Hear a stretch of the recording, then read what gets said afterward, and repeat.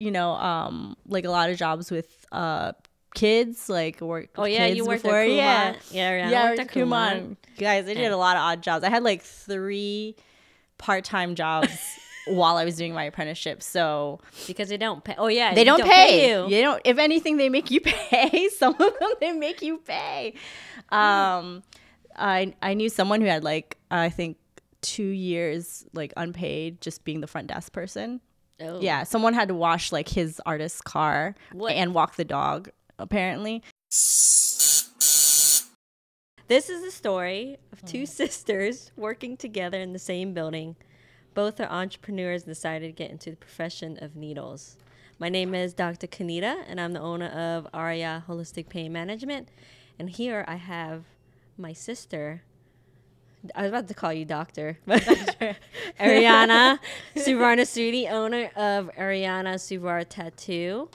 She just started. When did you move upstairs again? I started August of this year. So So she was looking for a new space for a while, working with someone else, but now she wanted to go off on her own, and she started the her own studio, Ariyana Suvar Tattoo Studio. You can find her on Instagram on Ariyana Suvar _, right? No, Ariyana Suvar Tattoo, just like one. Just one. Just one thing. word. Yeah, just one thing. And I have a website too. They can go on too. But yeah, we both, funny enough, like talked about this, that we both got into the profession of needles, and we called each other the Needle Sisters. I think we joked about it like 4 years ago. Yeah, because you were like testing needles on me, and then I was like doing like a tattoo on you, and you're like, oh, that's weird. Description. You should follow her in her artwork.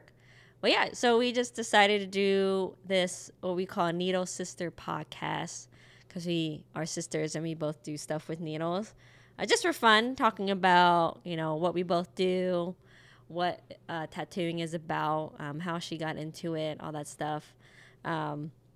So this is just kind of like, wanted to do this for fun and hang out with my sister. Let's look at your t-shirt and tell us a little bit more about that. For those of you who email me and don't get me, we get Ashley. This is her daughter, our niece. Who represents all of us. Yeah.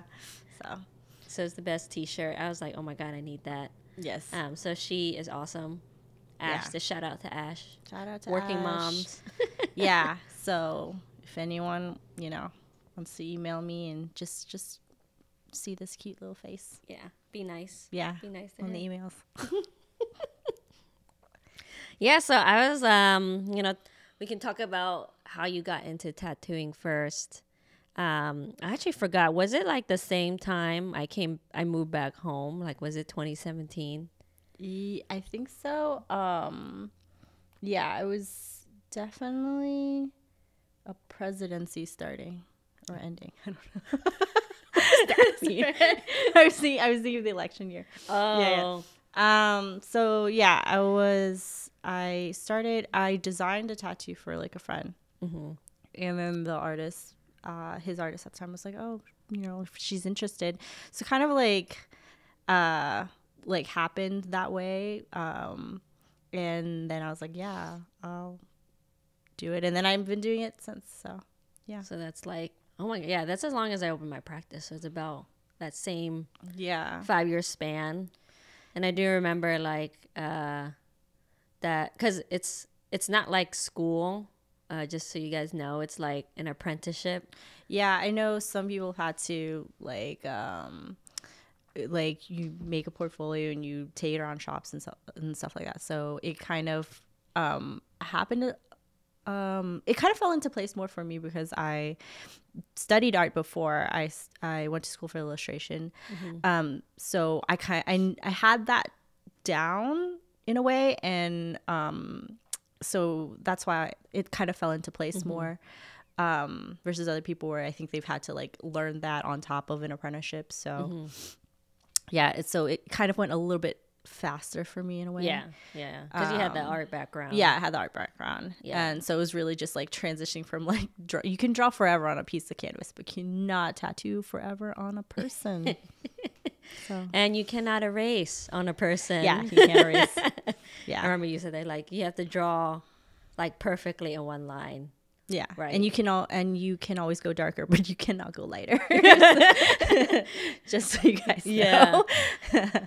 Yeah. And I spoke to you about, like, did you want to talk about the apprenticeship? Because who shall not be named was very interesting. So how was that apprenticeship? Like, how long did it last? I forgot how long it lasted, like a year or two. I think it was like a year and a half. But like I said, I had the art background. So I actually think I started tattooing a lot sooner than maybe some people might have. But I mean, I had, like I said, a lot of things fell into place. Like I knew art before. I had people skills, like I had people skills. I did, like a lot of jobs with kids, like worked with kids you worked before. at Kumon. Yeah, I worked at Kumon. Guys, I did a lot of odd jobs. I had like 3 part-time jobs while I was doing my apprenticeship. So because they don't pay. Oh yeah, they don't pay you. You don't. If anything, they make you pay. Some of them they make you pay. I knew someone who had like I think 2 years like unpaid just being the front desk person. Oh. Yeah, someone had to wash like his artist's car and walk the dog. Apparently. What? Yeah.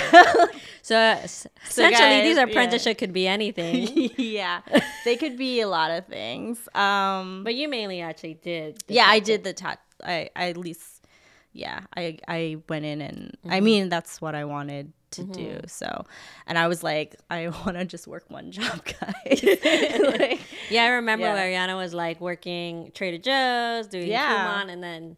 As she got like more steady, she would quit one of them and then eventually, moved into full-time once she got more people. Also, I knew I was also a volunteer. I would just say that as another kudos as being a good sister. Volunteered my body as tribute. But I trusted her. Okay. Yeah. It's like I knew she could draw. So I was like, we did like a sister tattoo. It was like a tie design, one on my ankle. But you use like a different machine, it really hurt. Yeah, I mean, we had matching one. That one's a matching one, actually. Yeah. That's like, and that's the only tattoo I've done on myself. People always ask me like, oh, have you done a tattoo on yourself? Yeah, so it's a matching one. And I did myself first before I did you, so I fucked up on myself first before. So I'm also a good sister. She's like, I'm a good older sister. Yeah. And I didn't drink for hers. I only drank for mine, guys. She does not drink for I don't any. drink during anyone's tattoos. Only for mine. Because she had to numb herself. Yeah, I had to numb myself. Can you imagine? I didn't know about numbing cream at the time. Also, another question I get is people like, do I acupuncture myself? And I do, and I hate it. She did me too. You tested on me before your license. Before you got your license. Yes. Okay. I mean, no, it's okay. You can cut that part out. Right? Did I? I don't know. Maybe no. The needle fell into my head from you. But then you felt better, so it worked. I did. Yeah. We're here. Weird. But yeah, so the apprenticeship you did for a while. Yeah. And I know it can be a wide variety of stuff. And then you practice on volunteers. And then, you had friends, so that's good. So and many, like, I'm actually from the area, so like I have a lot of business locally, and a lot of my early clients and testers were people that knew me, and they knew they knew I had an art background. Yeah. So that helped a lot. Like, there was a lot of trust there. And I always like made sure like, okay, like I like to go back on it if I, you improve over time. So like I would always go back on it. And so people still come back. Like I remember someone knew I was an apprentice before. I think I told you this. She knew I was an apprentice and they specifically asked. So I did this like tattoo on them. And they came back like 2 or 3 years later. But like the first time I did on them, I didn't know how to position the client. So like I essentially like sat on her. Like, what? Like, Like, it was like, and I was like, I don't know. And she's like, I don't know either. And I'm like, well, if it's okay with you. And then I just sat on her and then later I like learned the correct, it was like behind the ear. Oh, Just God. like turned her head. I was like, oh, and I didn't know. I was just like sitting on her like. Anyways. Nice. Yeah. You live and learn. Yeah. So. That's funny. And she came back for a different tattoo later. Like, oh. like an arm. So.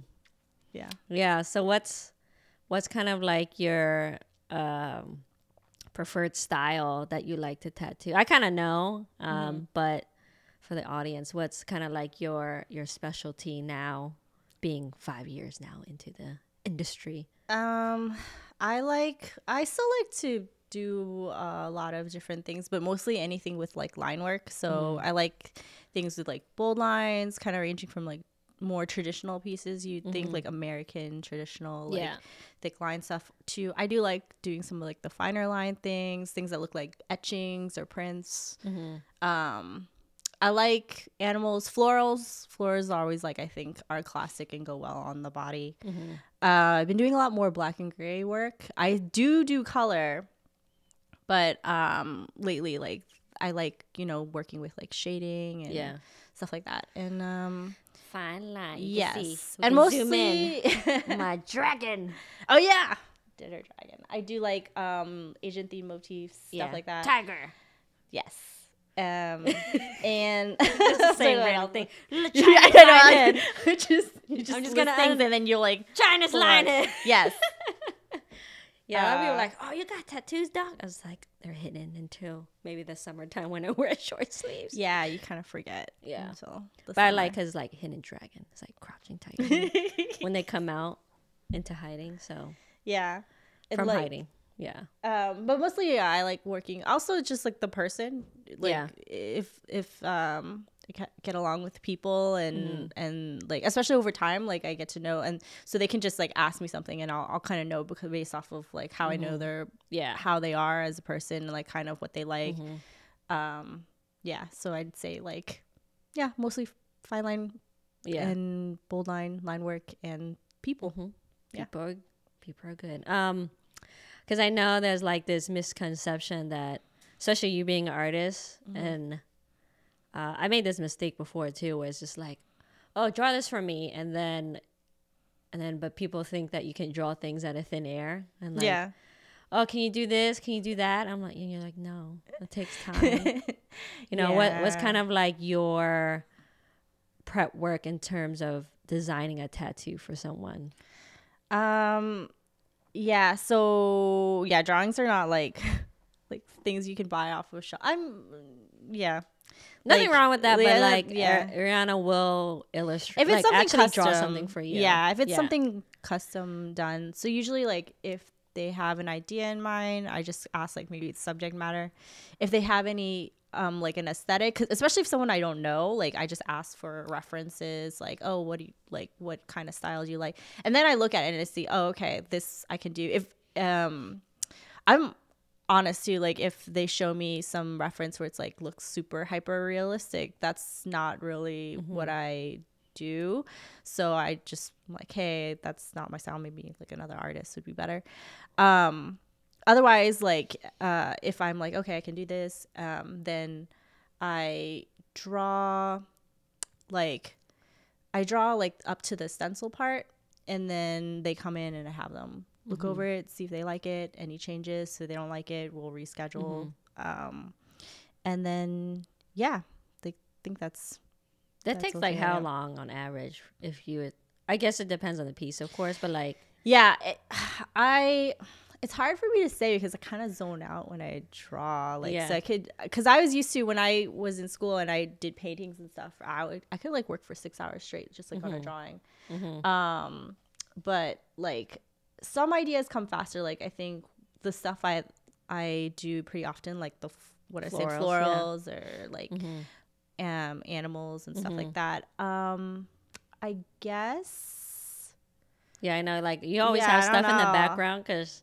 Yeah, you talked about this because you were like, I need like a sound. Yeah, I'll play like movie or something. And I also like to only draw like at night. Yeah. I don't know why. In the darkness. In the dark, yeah. With one lamp on. The creativity flows through the pen. Yeah. Oh, it's hard. That's hard to say. I don't know. And also take like breaks. Yeah. So I don't know. You have to take breaks to pet our animals. Yeah, play with the cat. Yeah. So like that could be all. So ranges, let's say, for like an hour to maybe a couple hours. Yeah, right? an hour to a couple hours. At the very least, an hour. Yeah. And if it's something I'm not familiar with, like I don't know. Yeah. If someone asked me to draw a car, I'd be like, oh, hold up. Hold up. What car do you mean? Yeah.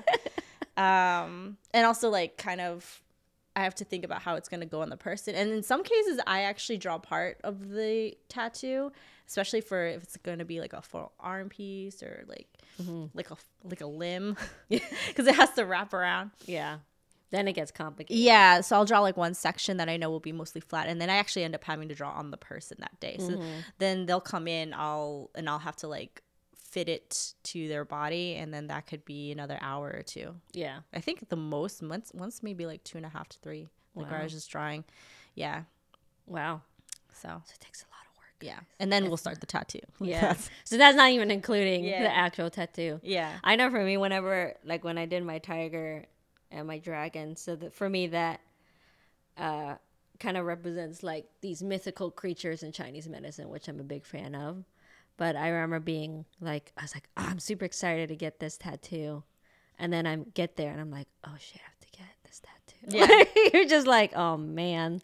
And I like the best question I get is like, does it hurt less when you get more? I'm like, no, it hurts the same. It hurts even more depending on where you get it. And as you get older. As you get older and where it is, of course. So that all depends. I remember, what was the hardest tattoo you've done so far? And I think you told me the story about, it was the musical note one. Oh, that was, because that was more recently too, but they wanted like the specific, they're music writers too. Or like they at least can compose music. Yeah. What's the term? I don't know.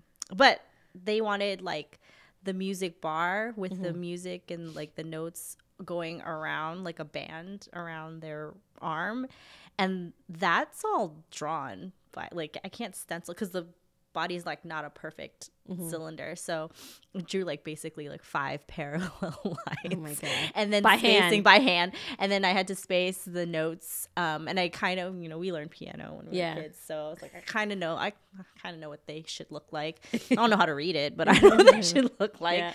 But so and then they even had to edit it to like, oh, okay, this is not gonna fit because these were like petite young ladies, so I was like, it's not gonna go around your arm, and so they had to like edit it. But no, they were nice about it. They were patient. So that was the thing. I knew they were gonna be nice and patient about it. So I was like, oh, I'm willing to try.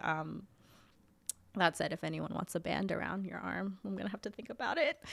So yes, knowing the body's not totally symmetrical. Yeah, and I know you have to think about where you're putting things and if it will look good. Because I think you told me before, like you straight up tell them if it's not gonna look good. Yeah, you have to convince them.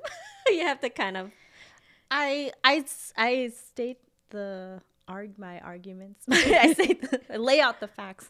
But in the end of the day, someone really wants, if they can understand. But I have refused where I just think like, I don't know, I don't want to ruin anyone's like job prospects or,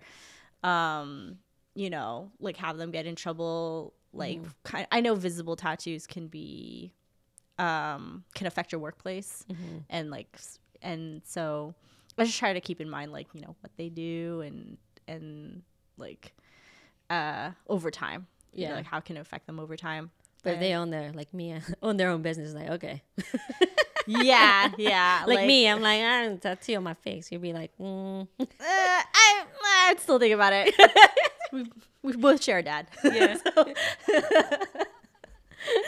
But you want to do a neck. I remember you did one neck, but you're like, I'm never gonna do that again. So I have to see like what they do in like life. Mostly that piece I do remember. I remember. No, I've done a couple. Actually, I think I've done a couple, more than one. Yeah.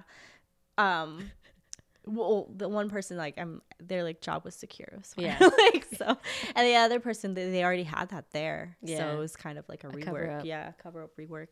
So, yeah, and also like sometimes if one time there was a cover up I saw and they wanted something super realistic, but their old tattoo was super dark, and I was like, you have to either get that tattoo removed first or, but even then like it wasn't in the style. Yeah. So I was kind of like, no. Yeah. Now, what was that? I remember that one story you told me where someone asked to get a lip tattoo. Tell us about that and how. It was.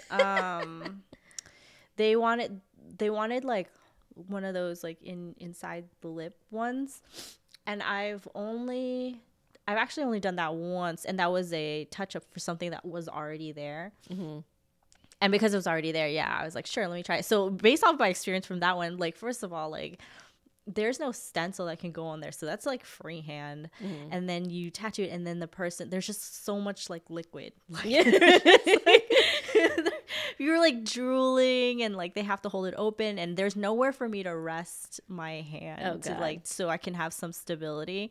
So it was just like, and luckily again, that tattoo was already there. I was just like touching it up, but then if anyone asks for like that, and it's just like too. That seems like a terrible idea. It's like uncomfortable for me. I mean, I don't want to tell people what to do, but yeah, it was okay. Personally, for me, it was just uncomfortable experience. So yeah, so why? Yeah, getting it into the lips too. It's like not only won't last long. No, it won't last long. And I think that touch up was like less than a year. Yeah, then also you could get a risk of infection in there. I mean, it's like, you go to a dentist, there's so much saliva coming out, and there's nothing unless you get one of those sucker things. Yeah. But anyways, that was just a fun story I remember that you were telling me. All that cool stuff. What would you recommend people when they're getting a tattoo, what they should not do or what they should prepare for if it's like their first time? First time if they're getting a tattoo, I'd say they should actually, kind of like when people prep for like working out or running, they actually should get like sleep and eat, and don't drink before. Please. We were like, can I drink? I was like, no. Yeah, just get some rest, because it does make a difference, like even when they're coming after work, actually, because they're tired at the end of the day. It just kind of helps with your endurance. For aftercare, I actually have it on my website, which is in my Instagram, www.ariyanasuvartattoo.com. So I have an aftercare section, and I actually rec like some products that people can use. Not sponsored. These are actually things you could find at like the CVS or so I just say basic antibacterial soap and Aquaphor is good enough, and just hygiene. Just people ask, they're like, oh, can I shower? Yes, shower. Like, you should shower. It's, if anything, it's like an extra, like you can just clean your tattoo in the shower. Yeah, just keeping it clean, dry, moisturized, and just like out of the sun, and don't expose it to like a public surface area if people want to, like the pool or sauna, right? Yeah, pool, sauna, or if they're working out and like they're like on a yoga mat or something like that. Like just don't have it touch anything that other people could have touched. If anything, I think tattoos are pretty easy to heal, actually. So yeah, it's a little bit like open wound. I remember the one. Yeah. I mean, it is an open wound, essentially, right? Like, I just tell people it's an open wound. Just treat it like one. Yeah. Yeah. Put some dirt, or the Aquaphor. Yeah. Yeah. I know in the wintertime, it's like my skin's already dry. So like, yeah, actually, I think healing tattoos in the winter is a lot easier. So kind of my regular people come more in the winter. Yeah, because then when you get in the summertime, and then you're like, oh, shoot, I'm supposed to go to the beach, or like... So you have to like time it too. You don't want to get a tattoo and then go to the beach the next day and expose it. Yeah. You have to protect your investment. They should. They should. Get some sunscreen. Yeah. Yes, put that on there. And in general, sunscreen is good. Yeah. A good amount. Well, that's cool. What kind of, your like that you can think of right now, your favorite tattoo, or maybe your longest one, the ones that taken the longest ones to finish. Right now I have a back piece. He knows who he is. When he watches this, you know who you are. You know who you are. And no, it's great. Actually, I'm really excited. I feel like we're so close. I always feel like we're so close. But we do a lot of side quest tattoos too. Side quest? Yeah. So like the main quest. Yeah. You know when you play a game you have a side quest. So he's doing so sometimes I think it's partially because in the back it's a back piece, so that's why back pieces take longer. They're just like a huge amount of canvas. So yeah, like I think because you can't see what's going on back there, so you're just like enduring pain. Yeah. And then you're like, for what? And so every once in a while I'll be like, I just like he wants a tattoo that he can see. So like we'll do like we've done like I think 2 or 3 other tattoos like before side quest tattoos. Yeah. So and then what's the piece of in his back? It's a snake. Yeah, you guys. Yeah, I think it's actually one of my earlier posts. So there's it's like snake and it's got like skulls and a chrysanthemum. It's really cool, and it's a partial cover up too. Yeah. I hope we didn't out him. What? I hope we didn't out him. He went like, I know who you are. But no, I'm looking for. It's coming together though. So if anything, I feel like the time is giving it time to like really look good, because then I like it when people let me take time on things. We'll get it done. Yeah. Well, it's like a build up, because I remember I let you kind of like do the dragon, and I'm like, you're like, yeah, I'm still working on you. Yeah. Right? Yeah. So. But I'm kind of like, okay, do whatever. Yeah. But I was like, I gave you like, I just want half sleeve, so you had to draw clouds and stuff. Yeah. And then I cried about it because it's on your bicep. I was like, it hurts. And she's my sister. She's like, shut up. You're fine. Yeah, I'm much nicer to people I don't know. She wants. If you're new, I'm really nice. Until later, and then she's super mean. You're like, just take it. Oop, you can do it. Yeah. Yeah. So that's like your favorite. So that's the longest piece. Do you like any ones. Like, what's your favorite piece that you've done or that you're like super proud of that maybe took, maybe not the longest one, but like you're like, oh, that looks really cool. Oh, it's hard. I think again, because like I work with a lot of really cool people, so I just kind of have fun as I'm doing it for most of the time. Off the top of my head though, I think there's this one piece that I thought was pretty fun. I think because it was like a cat skull and plants coming out, and I think I think I saw that one. Yeah, that one was cool. Fun. Mostly because I think we just like talked about plants and cats. I'm barely keeping some plants alive, but the cat part we talk about cats, and I like that. And I like that. I think she just told me her idea. It sounded fun, and like there were some references, but I didn't have to like super go by them, which I like. And that's off the top of my head. And then, and I like people that do like memory pieces of their cats and dogs, because many of my like your clients know, and my patients all know, I could literally talk about our pets all day, like our dogs and cats. Yeah. So I like the ear piece. I actually was thinking of getting Teddy's like ears and his wrinkles, like his forehead wrinkles. Yeah. But I actually don't know if that would look weird, or maybe get his eyes too. Like that painting wrinkles. Well, the painting. I have his paintings. In I feel office. like because only we would know what his wrinkles are. But it's so cute. You could just do it, whatever. The problem is like his ridge. I was just thinking, if you draw the ridge back just by itself, it looks like kind of like a penis. So I was like, probably not a good idea to do that. Yeah. But that like little compass of like, actually it's like on here. So my hat is from, this is not sponsored, but I do like his Instagram of marking territory, and he has 2 ridgebacks that I love, and he has like ridgeback merch. So we have 2 ridgebacks. This is going off the cuff. Teddy and Naga. So we got Teddy first. He's like 4 years old, and our dad just surprised us with it.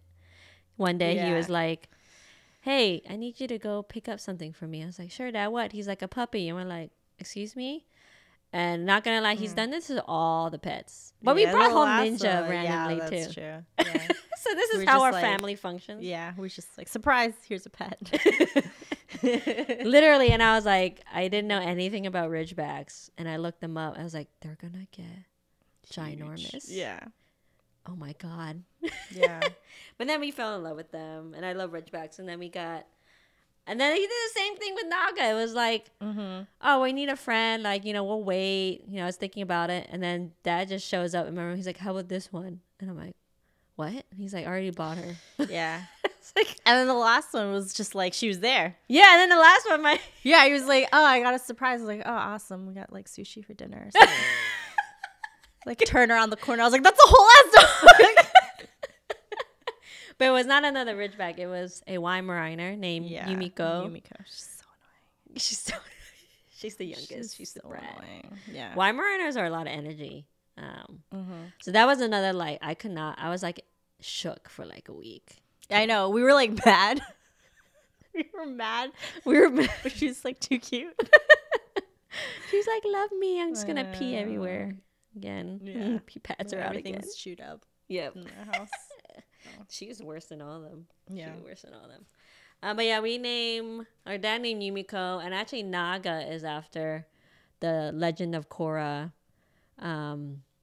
Unpopular opinion. I like Legend of Korra better than Avatar. I feel like people are out there. Your people are out there.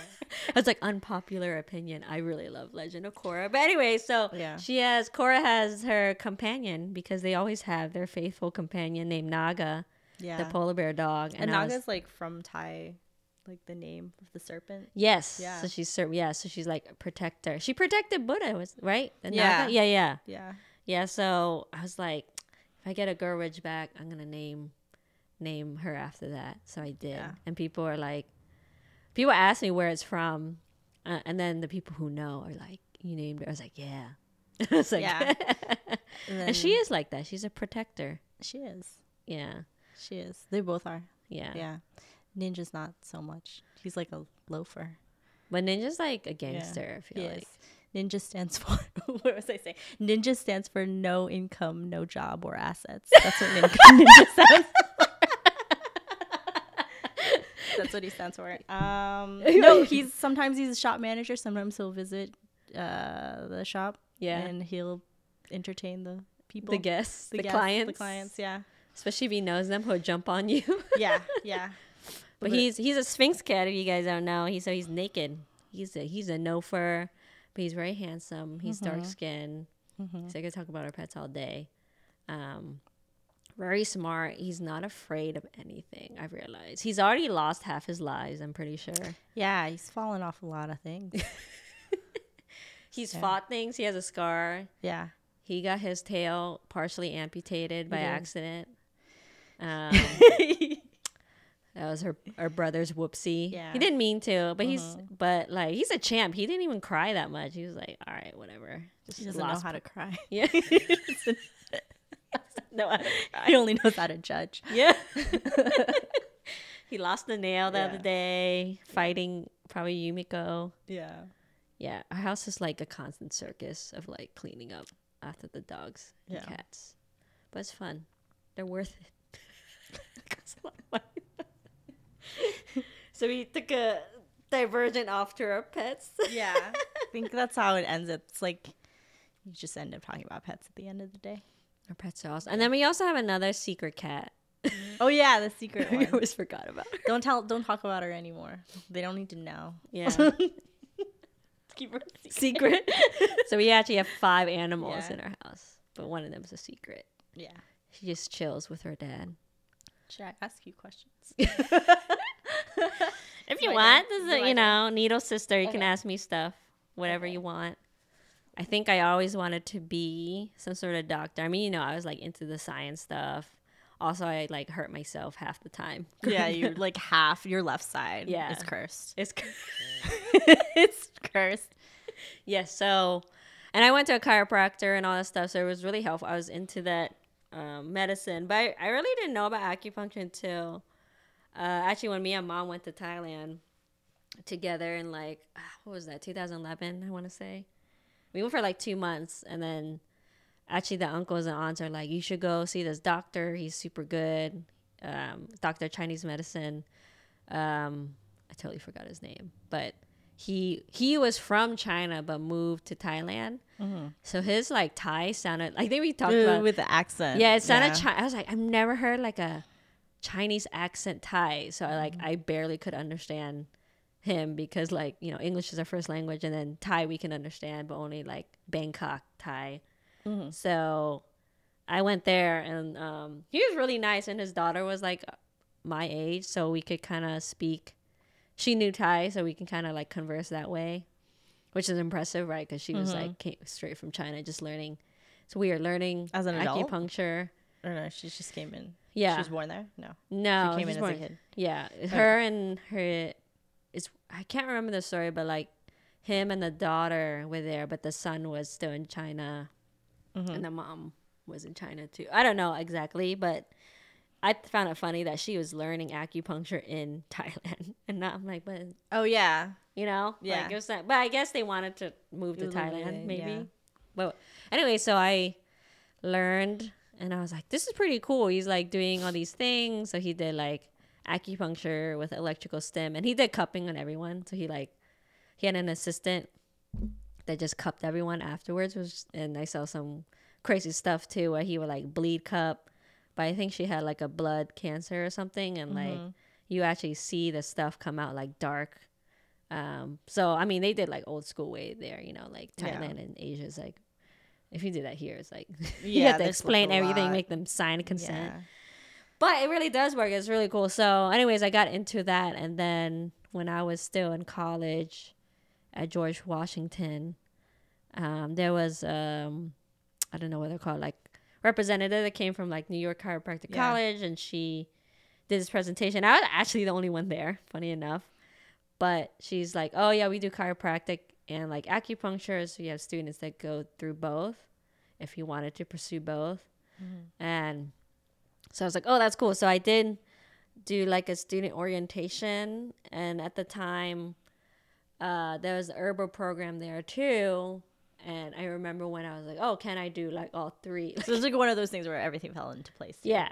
Yeah, in a way. And I know you went abroad. Yes, I went to China too. For how long? Interns. Like 2 weeks. 3, no. It was like a workshop. Internship. Yeah. It's part touristy and part in the, we were in Hangzhou, and we interned at the Zhejiang hospital. And that was really fun because. You said it was crazy there. Like they're like, I don't know, like they just see so many people. Yeah, actually. I mean, China it's just a volume of people, so there's no like zero privacy. Yeah, and like acupuncture is just so common there, like holistic medicine, all that stuff, so common there. So it was just kind of like so different from here. Yeah. I mean, they combine stuff, like the doctors know how to read MRIs, and they can like the cool thing is like they can just go down for blood work and come back. Right. Yeah. Like here, you would have to like do a whole different day or weeks. Different day, different department. Yeah, but it's just funny because you're just like everyone's just watching, and they're like it's like zero privacy there because they just know all your business. And the doctor's like, take your pulse, ask questions, look at your tongue, and then like blurt out to their 5 interns behind them all the herbs. And you're just like we're just observing. So they're seeing like tons of people. And Hangzhou is a small city, but it's still 2 million. Versus like Beijing was 24 million in the city. Yeah. It's probably maybe more now. That was like 2016. Wow. Yeah. And I might have those numbers wrong. So, I mean, don't quote me. But like Hangzhou. Look them up later. Yeah. Hangzhou is like, it was crazy because like we had a Tai Chi teacher there too. And I loved her. It was a little tiny thing, like smaller than me. She was hardcore, man. She like one time came in the rain in her like big ass bicycle to teach us. But anyways. We went at like 7 a.m. and you had to like have your spot to like do Tai Chi because it's like cutthroat there. Like everyone's like there exercising, doing martial arts at like 7 a.m. It was cool. I like that. They have like adult parks there too. We had like playgrounds for the parks, playgrounds for the adults so you could do stuff. Oh, I want to go there. Yeah. Maybe not now, but I could go there. I'd fit it. No, but it's like the lockdown. You don't want to go there. No, you're right. Yeah. not in China right now, but it was super fun, man. So I got into that, and I did like the Chinese herbal stuff together all at once. Yeah. And I was dying at the same time. But yeah, that was You long. were like studying all the time. Yeah. I remember. So Yeah, coming back, studying, all that stuff. So yeah, that's the story. And when I studied, it was really cool too. It was like, oh, this is like a more, I say holistic a lot, but just like wholesome way to look at someone and be like, let's actually like figure out what's going on and understand, like their eating habits and their sleeping. And I think functional medicine is kind of aiming towards that kind of model of like looking at the whole body versus like, specialization, where like you only, here we only go to specialty. Yeah. But they don't look of like, oh, how can something hormonal be related to, I don't know, your stomach, something like that. Yeah, it's kind of like, what's that story? The blind mice on the elephant. I do not know this story. Don't you remember when they read it? It was like blind mice, and they like walk on parts of the elephant, and they're like, "Oh, that's a pillar. Oh, that's a snake." And yeah, that's like, a long. Oh my god, that's like a children's story. It is. That mom read us. And then it's an elephant. And then it was an elephant. Then it was an elephant. Then it was an elephant at the end. Oh, that's a great analogy. Actually. Yeah. Great story, Ariana. You're welcome. Anyways, so because you started around the same time as me, and you were in the rooms, you were in the upstairs room before, and then how has it been expanding down here? Like, yeah, I think I was really lucky to get a space here at first because I was working with Dr. Park, and I think there was another acupuncturist here, but she ended up moving. So we were able to snag that one room, and then eventually I took over and, had my own acupuncture practice, then got the second room. And at the time we had the massage therapist. So that was nice. And then it got to a point where, it's like, with your business too, it's slow grow. You gotta have to build up slowly. And then actually this space used to be, the bookstore. And unfortunately, with COVID and everything, he had to close down. And Amazon kind of killed the bookstore business anyways. Yeah. So after some back and forth, we actually got to get the lease for the first floor. And it was cool because I can kind of design the room. And so I made 3 rooms, and it's been really nice. It feels really homey down here. I try to make it kind of peaceful, and I think a lot of my patients come in, they're like, oh, it's so nice, I feel like it is kind of like a peaceful place. And I was like, oh, that's good, that's what I'm going for. Americans generally avoid the doctor, I feel like, because it's just so clinical, and it's just not something you look forward to. So it's kind of, you're trying to get people better, you make it a more comfortable environment. Thanks. Yeah, I'm trying. Yeah. And then I have pictures of my dogs here. Yeah. I feel like I don't know, I mean, doctors can have varying opinions on this. I'm pretty open with my patients about, I mean, not everything, but a little bit of my life. I feel like if they get to know you, they trust you more, and they open up about themselves. So I mean, like I said before, I talk about my dogs, and I think 99% of my patients, universal, are dog or cat people. Yeah. So, for me, I know people don't overshare with their patients, but I was like, I don't know, they have to kind of know that you're a human and a person. So, to me, that doesn't bother me. I'm like, I have nothing to hide. I'm just here's my life. Yeah. Well, I feel like if people are comfortable with you, like you said, they open up, and then you can, I don't know, find out more information and help them. Yeah, I feel like your stuff is therapy too, because you're literally tattooing them for hours. And entertain them for I'm those. I'm like a soft interrogator.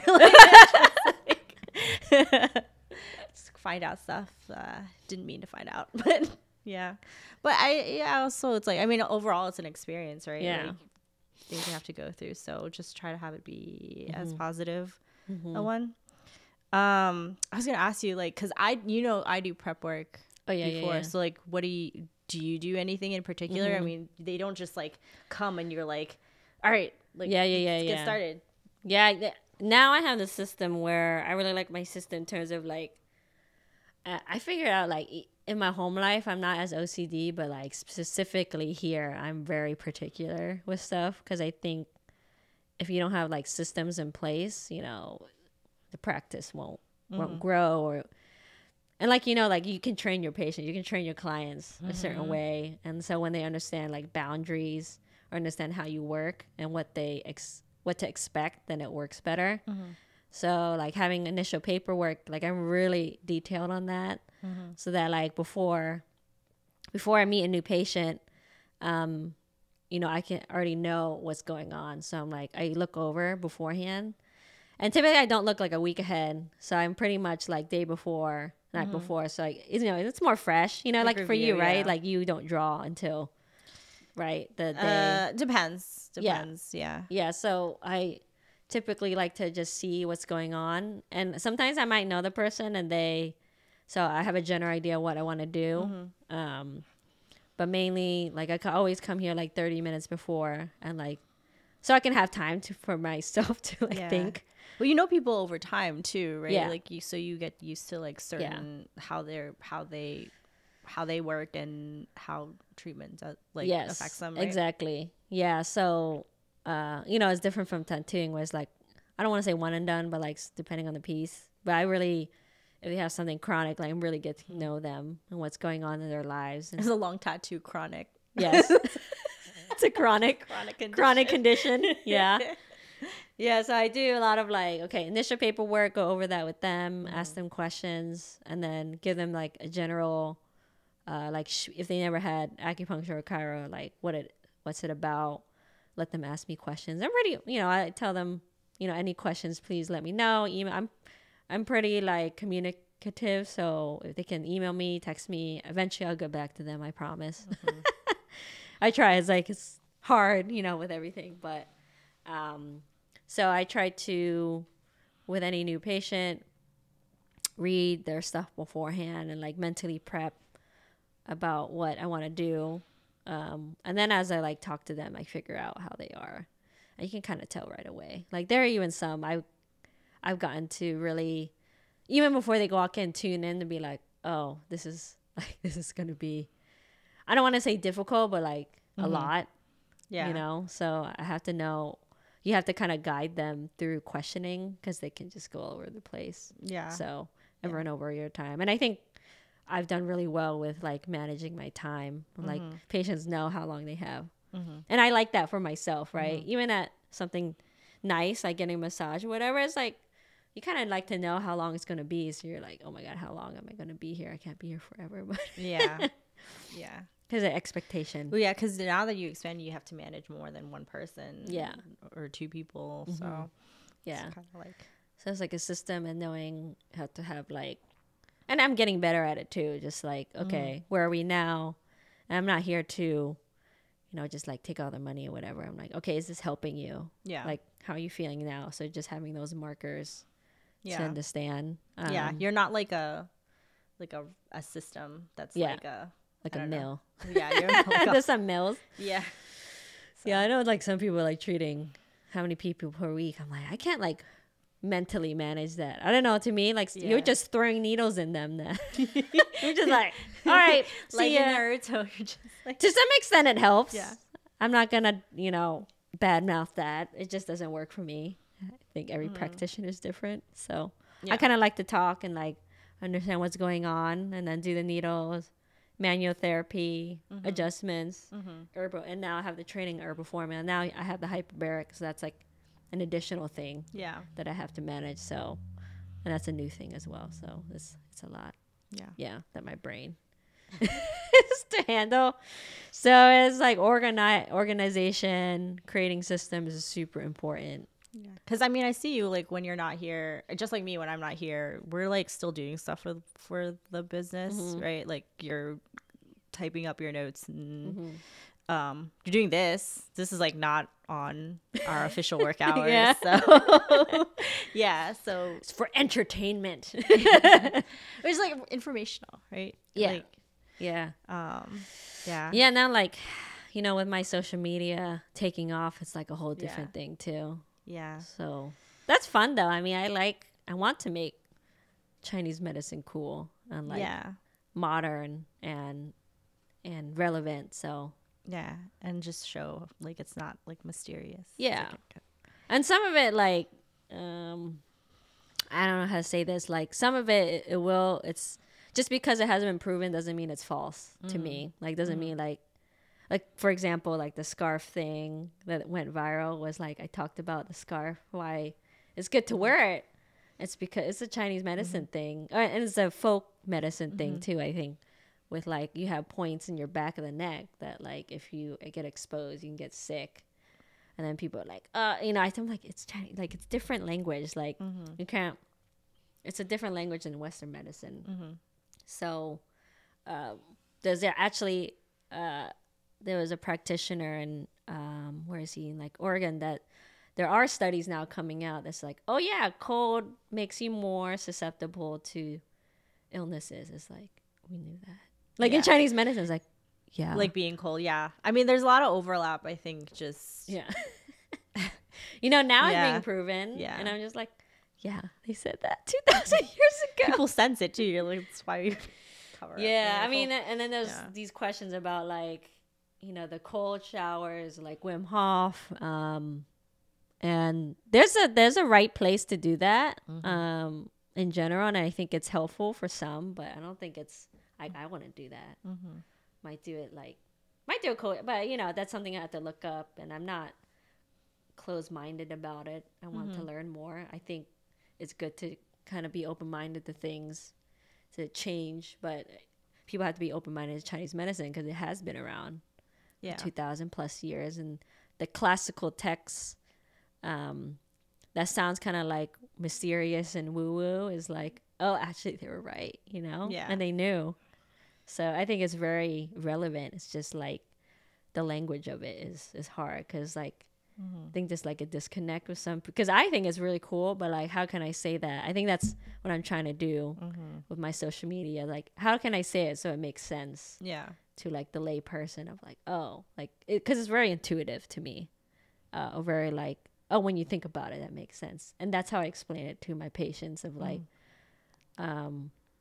this is going on, but you have to think of it not from a Western view.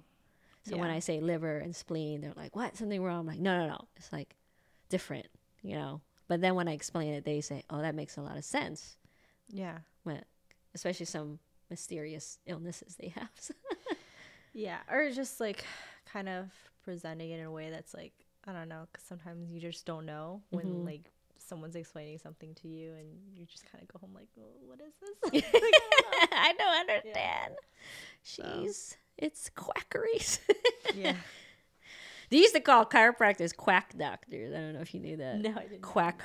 Yeah. I could kind of see. Yeah. That's also like a miscommunication. Everything is miscommunication. Like what arguments are. So, what's relevant now? What shows are you watching now? Let's do that for fun. The last one. Oh, okay. And then, I mean, my clients know that I put the TV on a lot for people to distract them. So you guys might be getting Paramount too if we're sharing it. Yeah. Wait, didn't you put on like Everything Everywhere? Oh yeah, Everything Everywhere all at the same time is like my go-to currently for shows because it's just so crazy that it just really distracts people when they're like, I don't understand. You're like, okay, your touch is done. Bye, get out. Distracted you. Yeah. I just watched the Guardians Galaxy Christmas special, so that's very cute. If you want something Christmassy, it's 45 minutes. That one's a funny one. I just watched Knives Out again yesterday too. So good. Oh yeah, and then there's Glass Onion. Yeah, if any, you guys should watch. You guys should watch Knives Out first. I mean, that's fantastic. I'm always playing Constantine, my go-to. Because we Constantine 2. Yeah, so those are the shows. But anyways, I hope you all enjoyed this first episode of Needle Sister podcast. Wait, we talked about movies though. Oh, movies, shows. Yeah, that's okay. That's okay. All right. That's all, folks. Thanks for Thanks. listening to us babble on about fun things and needle things.